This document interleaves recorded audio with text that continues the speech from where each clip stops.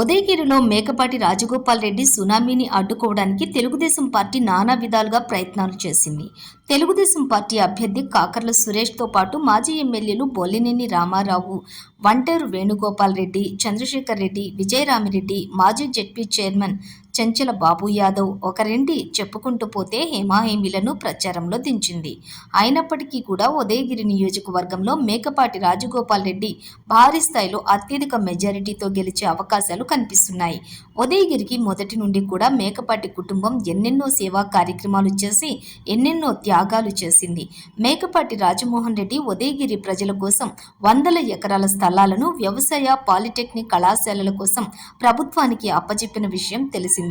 అలాంటి కుటుంబం నుండి పోటీ చేసే మేకపాటి రాజగోపాల్ రెడ్డిని దెబ్బతీయటానికి తెలుగుదేశం పార్టీ సర్వశక్తులా వడ్డించింది. ఏకంగా 4 మాజీ ఎమ్మెల్యేలను రంగంలోకి దింపింది. అయితే ఉదయగిరి ప్రజలు మాత్రం అప్పటికీ ఇప్పటికీ ఎప్పటికీ కూడా మేకపాటి కుటుంబానికే మా మద్దతు అన్నట్లు భారీ మెజారిటీనిచ్చే దిశగా ఓటింగ్ జరిగింది. రాజగోపాల్ రెడ్డి నామినేషన్ కార్యక్రమానికి తరలివచ్చిన జన సునామీని చూస్తే రాజగోపాల్ రెడ్డి ఏ రేంజ్లో మెజారిటీ సాధిస్తున్నాడో ఇట్టే అర్థమవుతోంది. కాకర్ల సురేష్ వైఖరి పట్ల సాక్షాత్తు ఆ పార్టీ సీనియర్ నాయకులు మాజీ ఎమ్మెల్యే బొల్లినేని రామారావు తీవ్రస్థాయిలో విరుచుకుపడ్డ విషయం తెలిసిందే. ఏకంగా ప్రెస్ మీట్ పెట్టి తెలుగుదేశం పార్టీ సీనియర్ నాయకులను చంచుల బాబు యాదవ్, మేకపాటి చంద్రశేఖర్ రెడ్డి ఇంకా ముఖ్యమైన నాయకులను పక్కనే పెట్టుకుని కాకర్ల సురేష్ పై విరుచుకుపడ్డారు. అసలు కాకర్ల సురేష్కు పెద్ద చిన్న అనే భేదం తెలుసా, గౌరవించే విధానం తెలుసా అని ప్రశ్నించారు. సీనియర్ నాయకులను ఏమాత్రం పట్టించుకోకపోవడం దారుణమని బొల్లినేని రామారావు ఆవేదన వ్యక్తం చేశారు.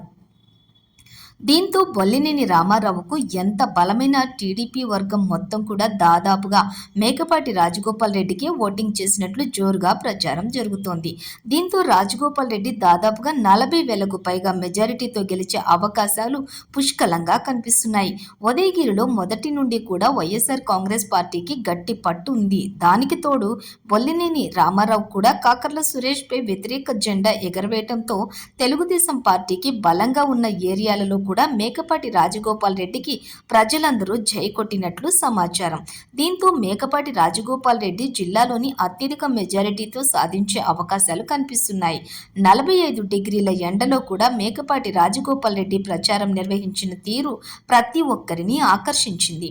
వైసీపీ అభ్యర్థి చేసిన ప్రచారంలో పావు భాగం కూడా తెలుగుదేశం పార్టీ చేయలేదని నియోజకవర్గంలోని ప్రజలు చర్చించుకుంటున్నారు. పైగా కాకర్ల సురేష్ లోకల్ వ్యక్తి కాదని, గెలిచినా ఓడినా అమెరికాకు వెళ్లిపోతాడని మేకపాటి రాజగోపాల్ రెడ్డి పదే పదే బహిరంగ సభల్లో చెప్పడంతో ఆ మెసేజ్ కూడా ప్రజల్లోకి బలంగా వెళ్ళింది.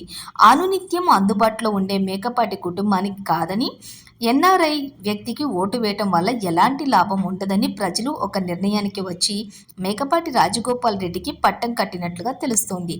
మరో కొద్ది రోజుల్లోనే రాబోయే ఫలితాల్లో జిల్లాల్లోని అత్యధిక మెజారిటీతోటి మేకపాటి రాజగోపాల్ రెడ్డి విజయకేతనం ఎగరవేసే అవకాశాలు పుష్కలంగా కనిపిస్తున్నాయి.